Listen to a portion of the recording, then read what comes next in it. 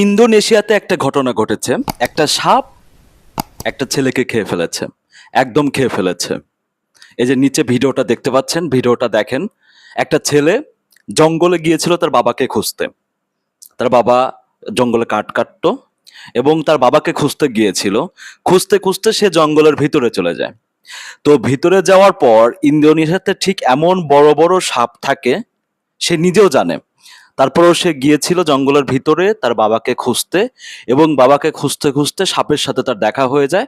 সাপটা তাকে পেঁচিয়ে ধরে একদম তাকে গিলে ফেলে।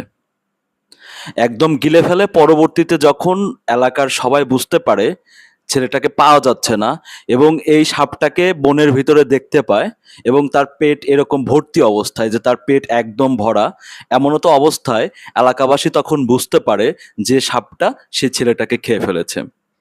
পরবর্তীকে সাপটাকে ধরে বা সাপটাকে অনেক মারধর করে পরবর্তীতে সাপের পেট কেটে ঠিক এভাবে ছেলেটিকে বের করা হচ্ছে। কি মর্মান্তিক একটা অবস্থা, চিন্তা করেন।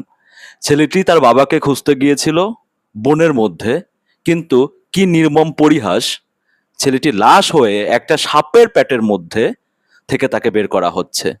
এর থেকে তার বাবার কি দুঃখজনক হতে পারে। তার বাবা দেখেন কান্না করতেছে কি পরিমাণ, এটা তার বাবা, সে কান্না করতেছে তার ছেলের জন্য।